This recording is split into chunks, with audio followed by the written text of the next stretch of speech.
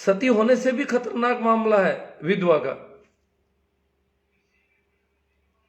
विधवा घुट घुट कर मरती है, रोज सती होती है, पल पल सती होती है विधवा। और इसी वजह से तो सती होने की हां भर लेती थी महिलाएं, अन्यथा कौन जलने की हां भरे। चाहे कितनी उसे सती, कितनी उसकी महिमा हो, मरने को कौन तैयार हो, परंतु मरने को तैयार हो जाती थी। ये क्या है सारा जो महिलाएं करवा चौथ करती है, ये क्या है? वो कहती है सदा सुहागिन रहूं मैं, मेरे पति से पहले मर जाऊं। वो कहती है सदा सुहागिन रहूं, इसका मतलब मेरा पति मेरे से पहले नहीं मरे।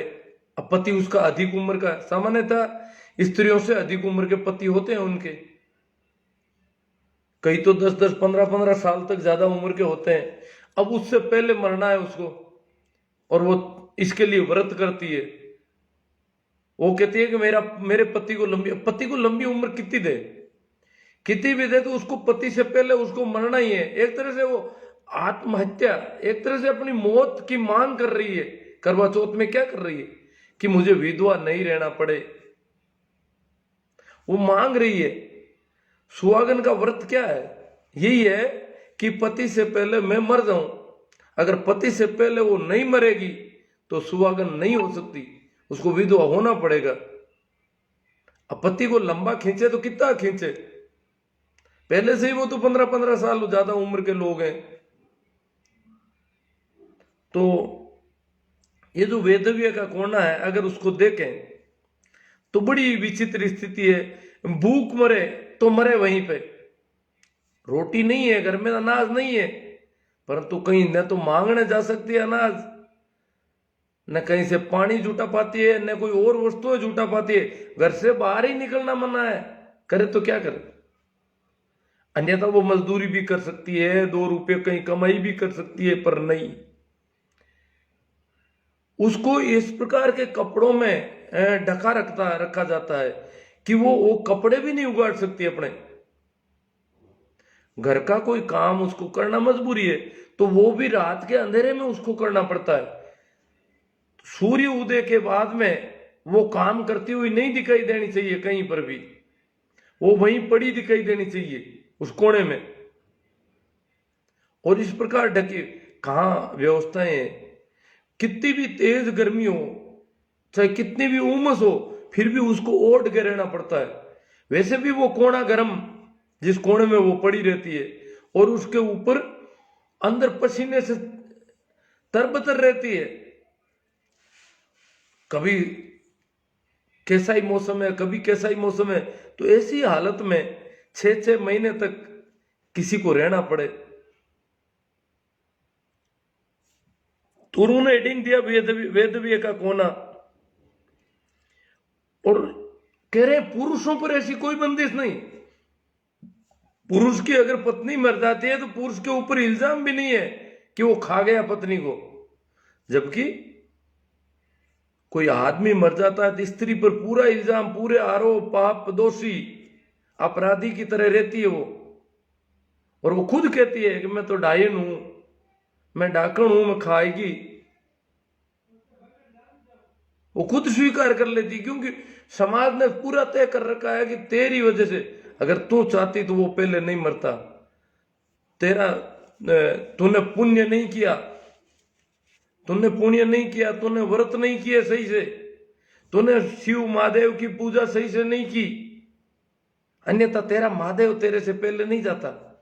ये देव है तेरा, भले वो शराबी हो, कबाबी हो, मारता हो, पीटता हो, वो देवता है, परमेश्वर है।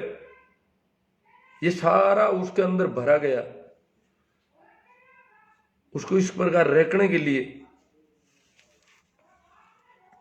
तो ये जब खबर आई और लोगों ने इसको सोशल मीडिया पर भेजा, तो मैंने उससे देखा कई जगह पर आई, तो कई लोग कह रहे हैं कि ये तो बहुत गलत है, जालोर सिरोही में ऐसा है। ये जालोर सिरोही में नहीं है, ये तो पूरे उत्तर भारत में है, कमोबेश मान सकते हैं इसको। 6 महीने की जगह 2 महीने है। ये थोड़ा ही है कोई महीना भर बाद में ही कोई स्त्री घर से बाहर निकल जाए।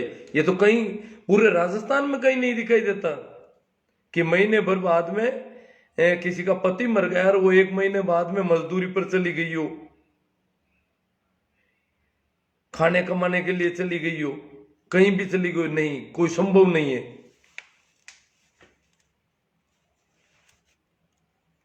उसे ऐसे ही रहना पड़ता है। ये तो सब जगह है।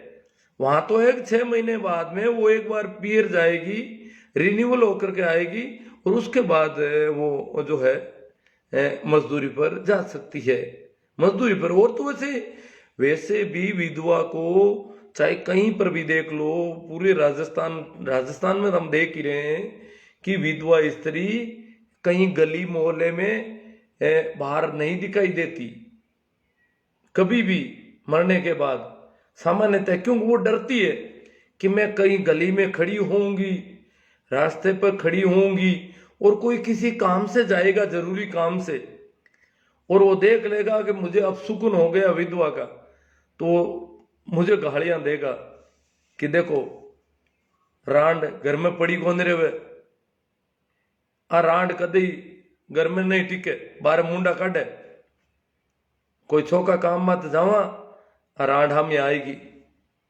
मतलब ये परंपरा सब जगह है, चाहे वो विधवा 10 साल पहले हो गई हो, परंतु विधवा इस बात से डरती है। यार मान लो गाड़ी में 20 आदमी है, 50 आदमी है, बस है या कार है, कार में 5-7 आदमी, 500-700 ही एक साथ कहेंगे अगर वो कोई विधवा मिल गई रास्ते में, गली में कहीं वो निकल रहे हैं, तो विधवा को सुना करके देंगे रांडू पड़ियो कौन रही घर में, बारे मुंडा काटे, कोई चौका काम में जावा रांडा को ऊंद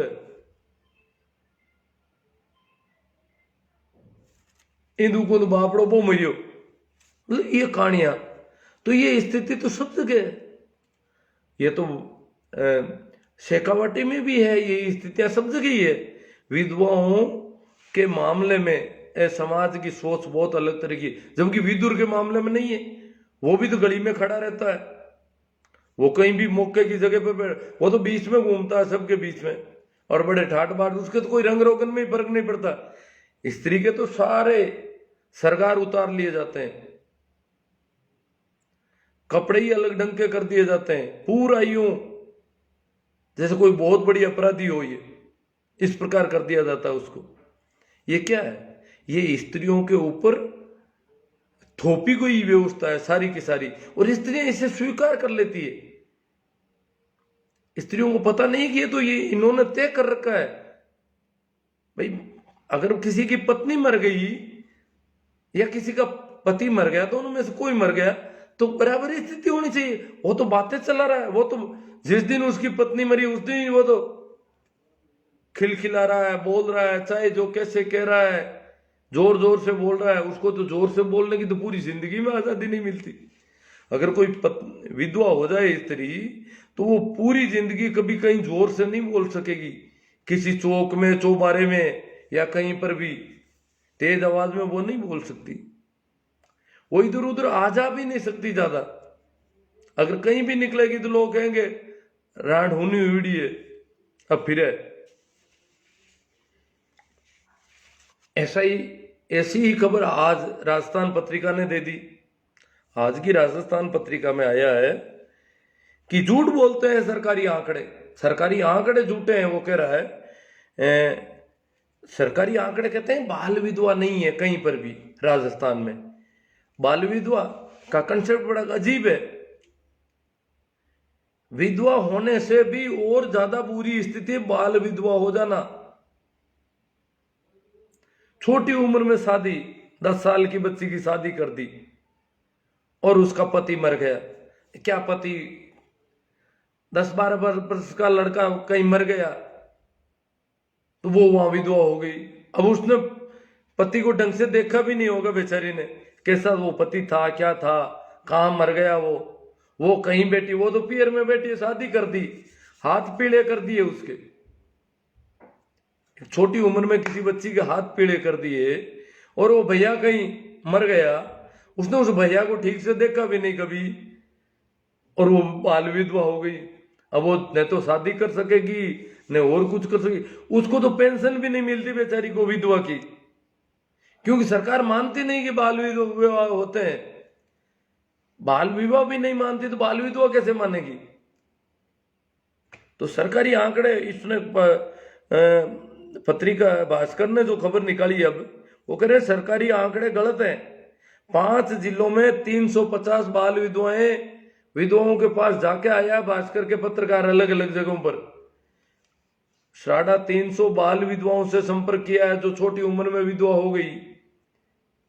5 जिलों में अलग अलग उनके पत्रकार गए हैं। आजकल हर ब्लॉक हर तहसील पर एक पत्रकार होता है, तो वो जगह जगह घूम के आए, पता लगेगा कि बाल विधवाएं कहाँ हैं। तो 350 की लिस्ट उन्होंने तैयार कर दी। ममता भूपेश जो मंत्री हमारी बाल विकास, महिला और बाल विकास, उनसे पूछा गया तो बोलती मुझे कुछ पता ही नहीं, हो ही नहीं, हमारे आंकड़ों में तो कहीं कोई बाल विधवा है ही नहीं। क्योंकि बाल विधवा का प्रमाण पत्र देने का मतलब यह है कि बाल विवाह हो गया। और बाल विधवा कुछ जातियों में, बहुत सारी ऐसी जातियां अभी भी जो अभी भी विधवा विवाह नहीं करती। विधवा विवाह का कंसेप्ट, विधवा विवाह करना अपने आप में हल्की जात होने का संकेत है। अगर कोई जाति विधवा विवाह करती है तो उसको नीची जाति में माना जाता है। जो उच्च वर्ग माने जाते हैं वो विधवा विवाह नहीं करते इस देश में। और ज्यादा ही उच्च वर्ग है तो फिर तो सती होने चाहिए। ये तो देखो, मेरी दृष्टि में इस देश की स्त्रियों को विलियम बेंटिंक की पूजा करनी चाहिए, न कि राजा रामचंद्र की।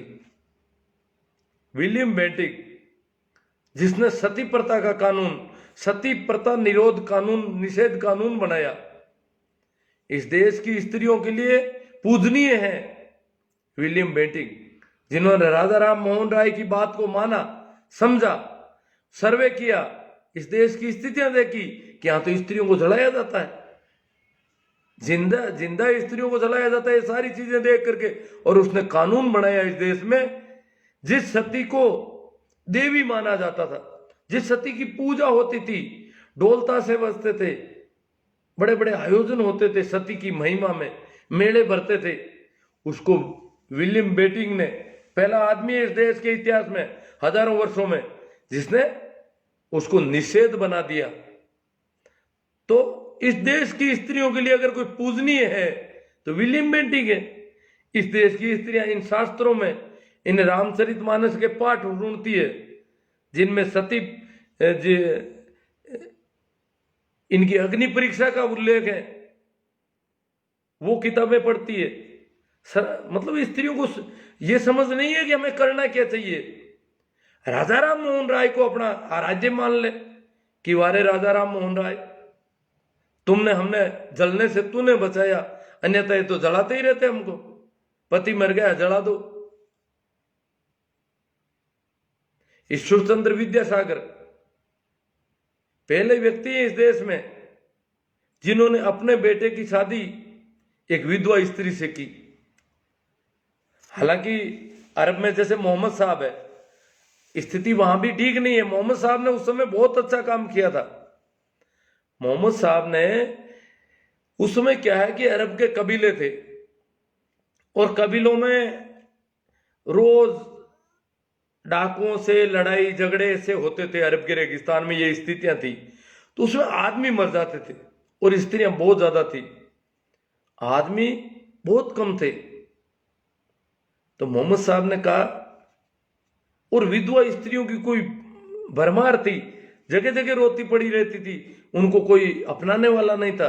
तो मोहम्मद साहब ने अपने से 15 वर्ष ज्यादा उम्र की खदीजा से शादी की, खुद से काफी बड़ी उम्र की स्त्री से, विधवा स्त्री खदीजा से शादी की और लोगों से आह्वान किया कि कम से कम मर्द हो तो 4 शादी करो, कम से कम 4 महिलाओं के भरण पोषण की जिम्मेदारी एक एक मर्द को लेनी चाहिए। ये महिलाएं इतनी घूम रही है इस देश में, उस इलाके में महिलाएं बहुत ज्यादा थी, पुरुष कम थे। तो मोहम्मद साहब ने ये आह्वान किया, ये महत्वपूर्ण काम उन्होंने किया। हालांकि आज वहां भी बुर्का है, महिलाओं की आजादी अगर देखें तो अरब देशों की हालत भारत से भी ज्यादा गंभीर है। तो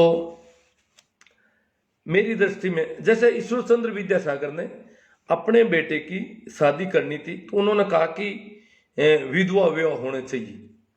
तो विधवा विवाह का उस जमाने में कोई नाम ले ले, जैसे आज भी राजपूत, यहाँ तक कि ब्राह्मणों में, राजपुरोहितों में, कई ऐसी कौमें हैं जहाँ विधवा विवाह का अगर खुले मन से कोई कहने लग जाए कि विधवा विवाह की हमें अब शुरुआत कर देनी चाहिए, तो लोग एकदम से भौं तान लेते हैं, नाराज हो जाते हैं, भड़क जाते हैं।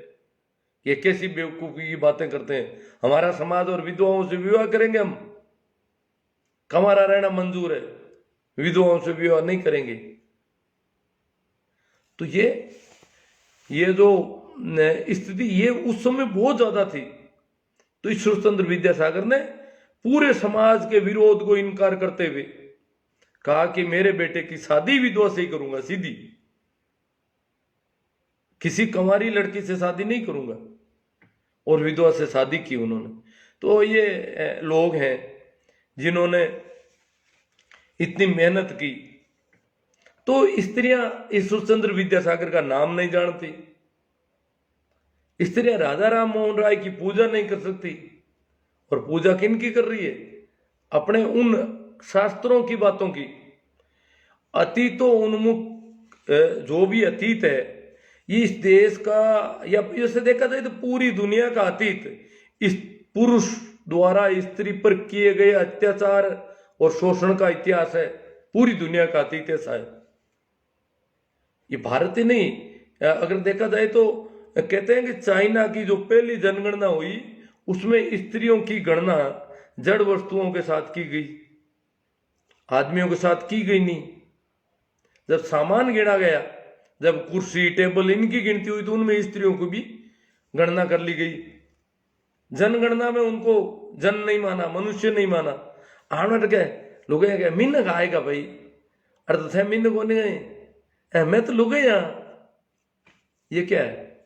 ये उनकी सोच है। ये तो वास्तव में आदमी है, मनुष्य है।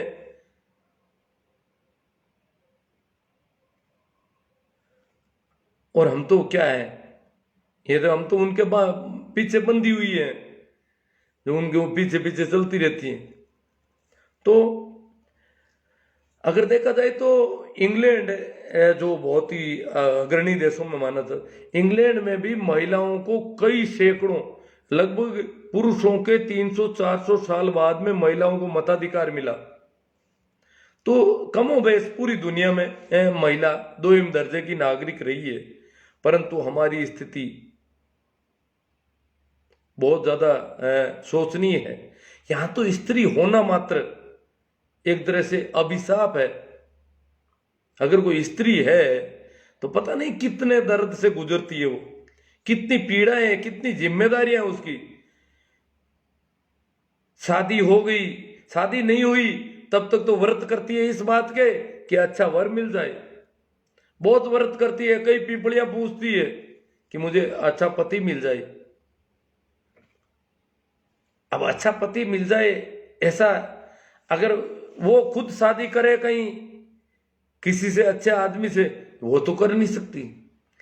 अच्छा पति मेरे पिता को, इनको पसंद आ जाए और वो आदमी अच्छा हो, ये शर्तें कितनी गजब की है। वो किसी अच्छे आदमी से शादी करना चाहे तो वो तो समाज स्वीकार नहीं करता, खुद तो कर नहीं सकती। ये लोग जिससे शादी करें वही अच्छा हो जाए कैसे ही करके,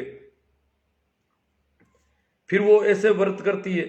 उसके बाद में उस पति को जिंदा रखने के व्रत करती है कि ये जिंदा नहीं रहा तो हालत खराब हो जाए। फिर खाने पीने के जो प्रबंध देखा जाए, काम का वर्क अगर देखे स्त्री का, तो 365 दिन में स्त्री को कभी कोई छुट्टी नहीं है। स्त्री को कोई छुट्टी नहीं होता, अवकाश होता ही नहीं है। रोज हर स्त्री को 8-10 घंटे ड्यूटी देनी पड़ती है, घर के काम, चाहे पुरुष कुछ भी नहीं करता हो, आवारा फिरता हो, फिर भी वो समय समय पर सारे काम करती। फिर बच्चों की देखभाल इतने, और जैसे साफ सफाई, झाड़ू पोछा, ये तो ठेका ही है। ये नहीं है कि भाई सोमवार को तो पोछा पत्ती देगा, मंगलवार को ये देगी। बर्तन साफ करना, यहाँ तक कि पत्तियों के कपड़े तक धोती है आजकल, तो और ज्यादा खराब कर दिया इन लोगों को। तो ये सारी बातें अगर देखें तो स्त्रियों की जो है, जैसे कई बातें आई थी पिछले समय, पर्दा प्रथा की बात आती है तो भी कुछ लोग चिढ़ने लग जाते हैं। यहाँ सुरसुरा में तेजा जी के मंदिर में स्त्रियों के प्रवेश की मैंने एक बार बात की तो उसमें भी लोग भड़कने लग गए। ये हमारी हालत है। और आने वाले समय में जब सोचेंगे तो पता चलेगा यार पहले कैसे बेवकूफ लोग थे जो मंदिर में भी नहीं जाने देते थे स्त्रियों को। और तो आज जो अपन कह रहे हैं वो कौन है, हम क्या हैं फिर? हमारे जमाने में अगर स्त्री मंदिर में नहीं जा सकती, ये क्या है? ये बेटी को बचाने की नौबत भी इसी वजह से आई, इन सोच की वजह से।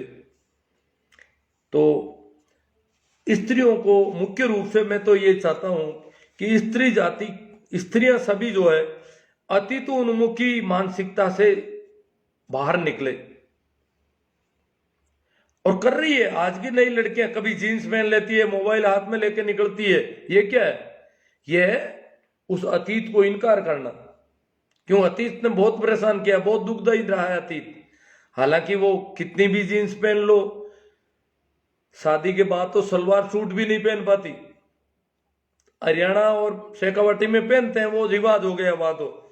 बाकी जहां नहीं पहनते हैं वहां तो नहीं पहन सकती। फिर शादी होते ही उसको सिर तो ढकना ही पड़ता है, कम से कम बांध दी जाती है बुरी तरह से।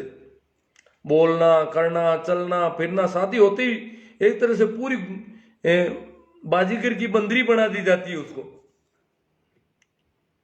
करनी पड़ती है शादी, बेचारी करे तो क्या करे। और शादी करते ही जो हालत हो रहे हैं, अगर मारवाड़ और मेवाड़ और इन इलाकों के देखें तो हालत बहुत बदतर है। बहुत सारी ऐसी स्त्रियां जो नौकरी पैसा है और है, उनके साथ भी कभी चर्चा करते हैं तो वो कहती है आप हमारे घर को तोड़ दोगे। तो मैंने कहा भाई बात क्या है, आप क्या हाँ हम समझती हैं स्त्री होना ही दुखदाई है। स्त्री का जन्म क्या पाया है हम जानती हैं। जिसके पैर ने फटी विवाई वो क्या जाने पीर पराई। एक है कोई भाई उनके भाई किसके था, किसी पोस्ट पर प्रेमानंद ने ये वक्तव्य दिया था, भाई जिनको पीड़ा का पता नहीं है, स्त्री है उनको पता है। अगर स्त्रियों से स्वतंत्र रूप से सारी चीज पूछी जाए कि पर्दा ये वो सारी चीजें जो भी है, इनके यहाँ किले डाल दिए, यहाँ डाल दिया, यहाँ से बांध दी, इधर कहीं से किधर बांध दी, वो सारी चीजें अगर उनसे पूछा जाए तो कहते हैं करें क्या। स्त्री होना ही दुखदाई ऐसा लग रहा है। ये क्यों हो गया? ये यहाँ की सामाजिक सोच की वजह से। बाकी स्त्री होना दुखदाई नहीं हो सकता, इस इलाके की सामाजिक सोच गड़बड़ है। और उसने ऐसे ढंग से पूरी तजवीज से उसको बांध दिया बुरी तरह से, ताकि कभी वो स्वतंत्र नहीं हो सके और वो पुरुष की दासी की तरह फिरती रहे, इसको जिंदा रखने के प्रयास करती रहे, इसकी सेवा करती रहे। ये पहले से ही 15 साल बड़ा खांसता है, खंकारता है, उसके थूक बाहर निकालती रहे, सफाई करती रहे उसको। उसके कपड़े तो वो जमाने में धोने लग जाती है बेचारी, तो बाद में तो पता नहीं क्या क्या करना पड़ता है उसको। तो स्त्रियों को इस अतीतोन्मुखी मानसिकता से बाहर निकलना है, विशेषकर स्त्रियां खुद अतीत की प्रशंसा करती है तो बड़ा यूं बेतुका लगता है। हाँ प्रशंसा करो, राजा राम मोहन राय की करो, लॉर्ड विलियम बेंटिक की करो, ईश्वर चंद्र विद्यासागर की करो, जिन्होंने भी स्त्री की आजादी के लिए मेहनत की है। बाबा साहब अंबेडकर की करो, जिन्होंने संविधान में इतनी व्यवस्था कर दी। ज्योतिबा फूले, सावित्रीबाई ने लड़कियों को पढ़ाना शुरू किया तो बड़ा बवाल मचा पूरे गांव में। उसको मारने पीटने लगे कि लड़कियों को पढ़ाओगी, शर्म नहीं आती तुमको।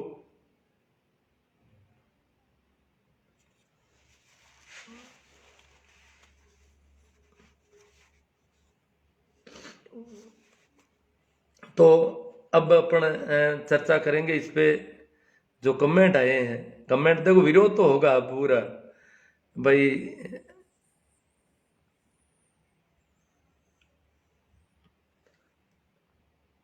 प्रणाम, राम राम, नमस्कार तो सबसे हो ही रहा है। ओम जयपाल जी, सर्दी आएगी कहीं से? हाँ, सर्दी आई है। सर्दी काफी थी, आज कुछ कम हुई लगती है थोड़ी।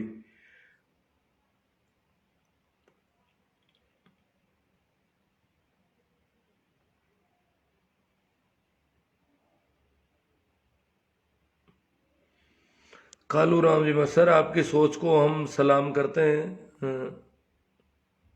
कोना पड़ता कैलाश राम जी चौधरी, हाँ। वेदवी का कोना बहुत गलत है। मतलब ये वेदवी का कोना सब जगह ही है। घर से बाहर तो कोई भी विधवा कहीं निकल नहीं सकती आराम से। चंपालाल जी बेनीवाल वार्ड में से, गुरु जी हनुमान जी बेनीवाल जनता की सेवा करते हैं 24 घंटे। तो इसका मैं क्या करूं भाई। ओम जयपाल, इस पाखंड से समाज को रूबरू करवाने के लिए आभार।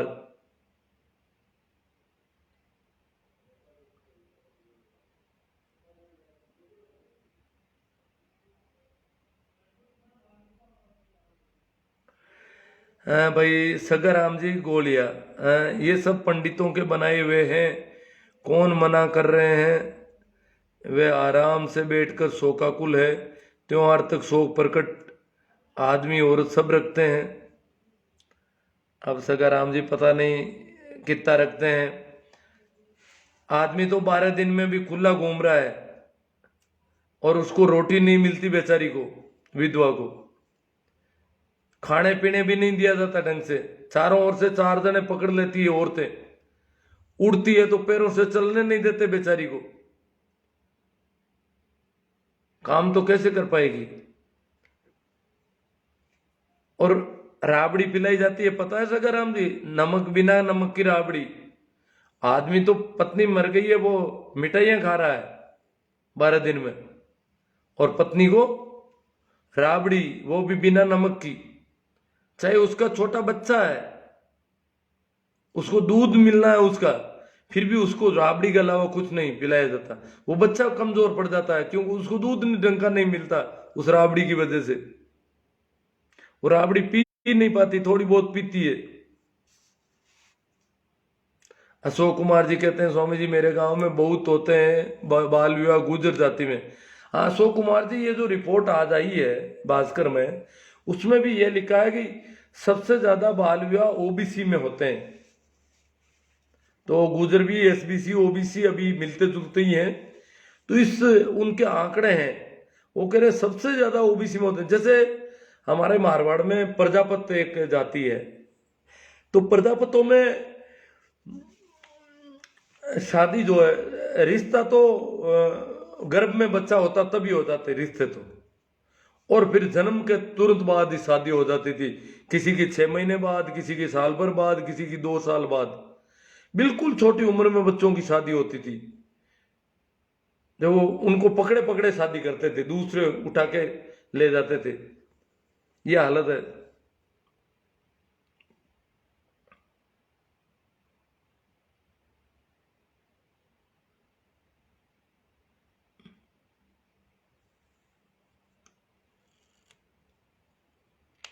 अजय सिंह बिश्नोई, खेल के देखो तुम चूने से होली, फिर सोचो कि विधवा का जीवन कितना रंगहीन होता है।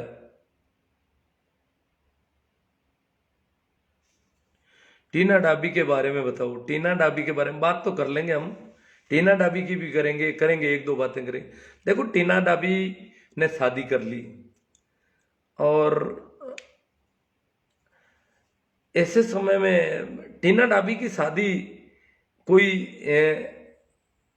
न तो अरेंज मैरिज है और न वो प्रेम विवाह। मेरी दृष्टि में टीना डाबी की जो शादी हुई है,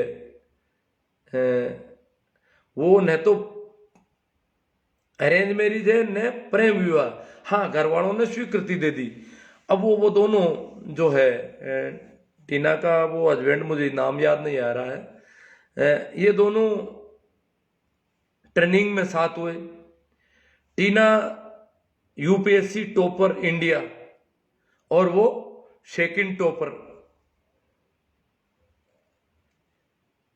एक सलमान है, क्या नाम है उसका, वो सेकंड टॉपर था और ये टॉपर थी। तो इन दोनों की आपस में देखो बात तो हो ही जाती है, भाई मैं ये टॉपर आई है, वो सेकंड टॉपर रहा तो उसने भी वहां ट्रेनिंग में साथ थे, तो बातचीत हो गई होगी आपस में। और फिर बातचीत होते होते बात बढ़ गई और वहीं से इन्होंने दोनों टॉपर ने शादी करना तय कर लिया। तो प्रेम विवाह अगर होता तो पूरी दुनिया पड़ी थी ये सेकंड टॉपर ही क्यों, या जो सेकंड टॉपर है उसका प्रेम विवाह जो यूपीएससी टॉपर से ही क्यों, वो किसी और टॉपर से हो जाता, किसी और से हो। इसका मतलब ये एक परीक्षा के रिजल्ट से तय हुआ इनका शादी का मामला। इनकी मानसिकता पता नहीं कैसे हुई। ये जो यूपीएससी की चयन प्रक्रिया है, उसकी परीक्षा इंटरव्यू वगैरह सारा जो परिणाम आया आखिरी, उसमें एक टॉपर है एक सेकंड टॉपर है और इन दोनों ने आपस में शादी कर ली। तो ये कैसे तय हुआ इनका शादी का मामला। अगर वो यूपीएससी से टॉपर और सब टॉपर नहीं होते तो शायद इनकी शादी नहीं होती। तो इसका मतलब इसको प्रेम विवाह भी नहीं कहा जा सकता, ये उस रिजल्ट से निकला हुआ विवाह है। और इसलिए वो विवाह जो है ठीक है, दोनों समझदार हैं, काफी क्वालिफाई हैं और उनकी अपनी जिंदगी का मामला, किसी की भी निजी जिंदगी में झांकने का हमारा कोई हक नहीं। उन्होंने उनकी अपनी जिंदगी है और उन्होंने बहुत ही शालीन तरीके से तलाक का जो एप्लीकेशन दिया है, अप्लाई किया है, बहुत ही गजब का तरीका। उन दोनों की पूरी सहमति, 100% सहमति है। दोनों ने लिख दिया कि हमारे विचार अब नहीं मिलते, जो मिल गए, अब हमारे विचार नहीं मिलते, इसलिए हम तलाक चाहते हैं। तो कोई लड़ाई नहीं, कोई झगड़ा नहीं, तो हमें क्या लेना देना टीना डाबी वाले मामले में अगर देखा जाए तो। परंतु कुछ लोग कहते हैं प्रेम विवाह असफल है, ऐसी बात नहीं है। ये विवाह मेरी दृष्टि में न तो प्रेम विवाह है न अरेंज मैरिज है।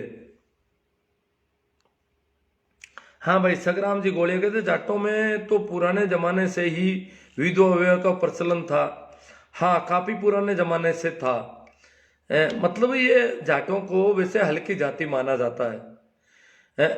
पिछड़े वर्ग, अनुसूचित जाति और आदिवासी जनजातियां, इनमें विधवा विवाह का प्रचलन बहुत पुराने जमाने से है। इनको भारतीय समाज की मुख्य धारा में माना भी नहीं गया कभी। समाज की जो मुख्य धारा के लोग हैं वहां विधवा विवाह नहीं थे। इनमें तो सती प्रथा भी बहुत कम थी, पर विधवा को परेशान नीची जातियों में भी किया जाता है। पिछड़े वर्गों में विधवाएं काफी परेशान रहती है, उच्च वर्गों में तो बहुत ज्यादा रहती है। पिछड़े वर्गों की विधवाएं भी बहुत यूं ठीक नहीं मानी जा सकती, खुले मजदूरी करने और इतना ज्यादा काम नहीं कर पाती। हाँ, अनुसूचित जाति की विधवाएं जल्दी मजदूरी में निकल जाती है। पिछड़े वर्गों की और भी रुकना पड़ता है, उनको काम पर भूखा मरना पड़ता है घर में। अगर अनाज नहीं है तो भी मजदूरी नहीं जा सकती कुछ दिन तक पिछड़े वर्गों की महिलाएं। और जो उच्च वर्ग हैं उनकी तो आप और हम जानते ही हैं, वहां तो विधवा ही रहना पड़ता है उसको जीवन भर। हाँ भाई, चेतन प्रकाश जी नवल, बाल विवाह, विधवा प्रताड़ना, सती प्रथा का विरोध तथा विधवा विवाह, महिला शिक्षा के लिए ज्योतिबा फूले ने आंदोलन और अनुकरणीय काम किया। हाँ, ज्योतिबा जी ने किया था, खूब काम किया इस पे। अनोब सियाग रुदिया, पुराने गलत तरीकों का विरोध करो लेकिन अपनी संस्कृति से छेड़छाड़ मत करो। अजी संस्कृति, अगर यही संस्कृति है कि महिला को ढांक कर रखो, उसको खाने पीने को मत दो, उसको काम मत करो, वो घर में भूखी मरे तो मरे, विधवा है इसलिए वो काम पर नहीं जा सकती, तो ऐसी संस्कृति हमें नहीं चाहिए। जो भी कचरा संस्कृति उसको फेंको। हो सकता है गलतियां पहले हो गई, क्या गलतियां जारी रखेंगे हम? नहीं, हमें जमाने के अनुसार बदलना पड़ेगा। ये कितने दिन तक ढोएंगे? जितनी भी संस्कृति और जितनी भी पुरानी चीजें हैं वो सारी की सारी, मैंने कहा अतीतोन्मुखी मानसिकता मात्र महिला विरोधी है। अतीतोन्मुखी मानसिकता मात्र पिछड़े वर्गों और अनुसूचित जातियों के विरोधी है। अतीतोन्मुखी मानसिकता मात्र ग्रामीण लोगों के विरोधी है। अतीत की जो मानसिकता है, जो जो पुरानी चीजों को हम पकड़ के रखते हैं, तो पुरानी चीजें हमारे लिए खतरनाक है, नुकसानदायक है। यहां तक कि कम उम्र के लोगों के लिए भी नुकसानदायक, क्योंकि बड़ी उम्र की आज्ञा मानो, ये अतीत कहता है कि बड़ी उम्र के लोगों की आज्ञा माननी जरूरी है। क्यों भैया?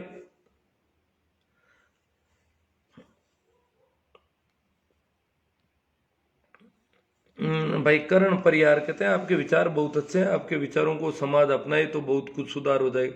नहीं अपना रहा है समाज, तो चल रहे हैं जब। विकास जी पूनिया, जितने आप बता रहे हो उतने खराब नहीं है सा जोधपुर में।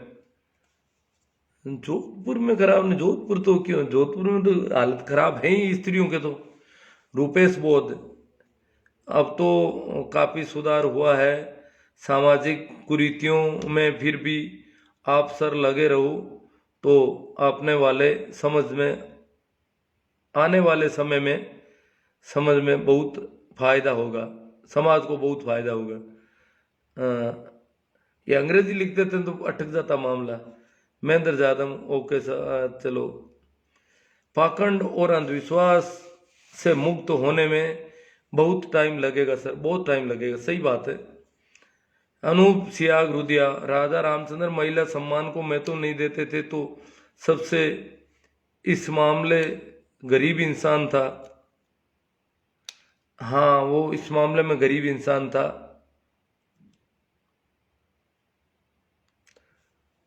राजा रामचंद्र ने महिलाओं को सम्मान नहीं दिया भाई। बेचारी शूर्पणखा के कान नाक काट लिए हैं लक्ष्मण ने, और भैया कह रहे थे कि हाँ काट ले तुम, तो क्या सम्मान बताए इनका। वो तो प्रेम निवेदन लेके आई थी। रामेश्वर लाल जी नानिया, 3 तलाक बिल के बारे में आप क्या सोच रहे हैं?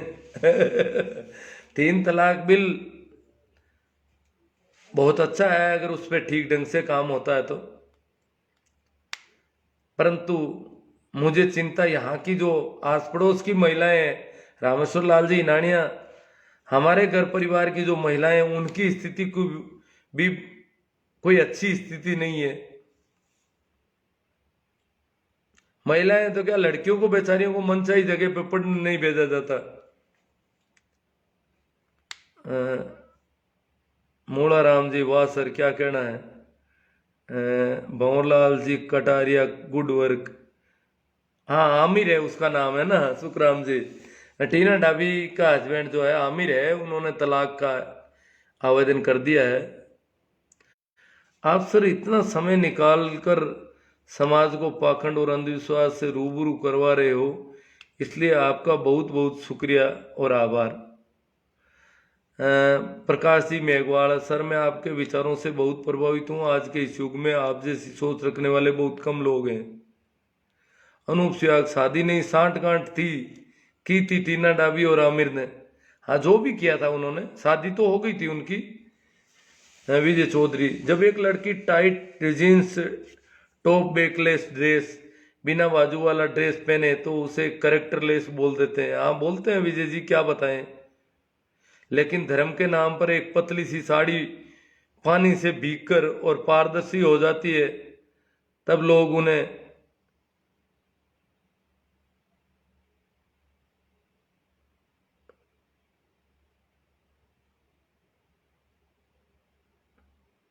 उन्हें व्रती कहते हैं। हाँ वो तो व्रत कर रही है, नहा रही है पुष्कर में, गंगा जी में। डॉक्टर कुमार विश्वास, कवि का प्रेम विवाह सफल चल रहा है। चल रहा है, कुमार विश्वास का चल रहा है, किसी का चल जाता है किसी का नहीं चलता है। हाँ विशाल भाई जाट कह रहे हैं कि विधवा महिला का अपशुकुन मानते हैं लोग। गुरुजी अपशुकुन मानते हैं तभी तो समस्या है बेचारी होंगे। करण परियार कहते हैं सभी को पता है कि ये कुरीतियां बहुत गलत है, लेकिन इसको कोई फेंकना कोई नहीं चाहता। जैसे अपन चर्चा करेंगे, विचार में बात आएगी, कर कैसे सकता है कोई आदमी, एक आदमी के बस की बात नहीं है, समाज का मामला है।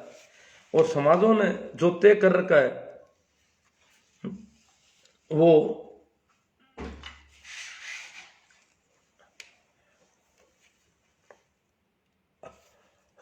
एक आदमी उसमें कुछ कर नहीं सकता, कोई अपने घर परिवार से या ऐसे कुछ नहीं कर सकता। अब सगाराम जी गोलियां लेके आए हैं, सबरी के हाथ के बोर खाए हैं। देखो ये तो सगाराम जी मामला बहुत गंभीर होता जा रहा है, आप मुझसे कहलवाओगे तो बड़ा गड़बड़ हो जाएगा। भैया ने हाथ से नहीं खाए हैं बोर, सबरी ने मुंह में से निकाल के बोर दिए हैं और खाए हैं।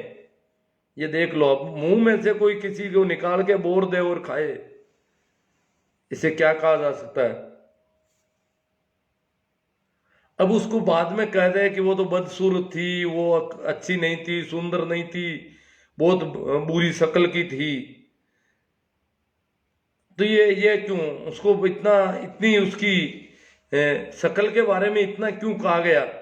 कहीं ऐसा तो नहीं कि कोई शक नहीं कर ले कहीं इनका कि भाई मुंह में से बोर खाए हैं, मामला क्या है?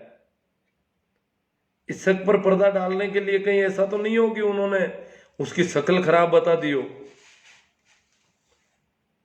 खैर जो भी है, सभी को मेरा प्रणाम, नमस्कार, राम राम, और यही विराम दे देते हैं। देखो मित्रों, आज तो मैंने ये ले लिया टॉपिक, कल वापस वही गीजू भाई वाला ही चलाएंगे हम बच्चों के साथ। जो महिला और बाल विकास, महिलाओं और बच्चों, महिलाओं को मैंने बीच में ले लिया, मुख्य रूप से तो बच्चों, महिलाओं के लिए तो आंदोलन चलने शुरू हो गए, कई संगठन बन गए, महिलाओं की आवाज भी छोटी मोटी उठ रही है। आने वाले समय में हो सकता है कि महिलाएं ये कानून बनाने में भी सफल हो जाए कि जन्मे हुए बच्चे का बाप उसकी टट्टी पेशाब साफ करेगा, दूध में पिलाती हूं तो जो उत्सर्जन करता है वो करेगा। ऐसा कानून भी बन सकता है आने वाले जमाने में, क्योंकि जो इतने समय से उन पर ये थोपा गया तो उसका उल्टा भी वापस हो सकता है। तो महिलाएं तो आ जाएगी, पर बच्चों की वकालत जो गीजू भाई ने की, हम उसकी चर्चा वापस जारी रखेंगे। और वैसे परसों 23 तारीख है, परसों में सर छोटू राम की जयंती की पूर्व संध्या है, तो उस पर लाइव रखूंगा। सर छोटू राम के संबंध में अपन चर्चा करेंगे, बातचीत करेंगे, और 24 तारीख को सर छोटू राम की जयंती को हम कैसे मना सकें इस पर काफी होगा। तो कल तो गीजू भाई वाला होगा और परसों सर छोटू राम पर होगा। प्रकाश जी बारा, जय हो, जीवता रहो। प्रेम छापरवाल जी, समाज क्या कहेगा, लोग क्या कहेंगे, ये सब जिस दिन लोग इन सब से ऊपर उठ सोचने लगेंगे तब सुधार संभव होगा।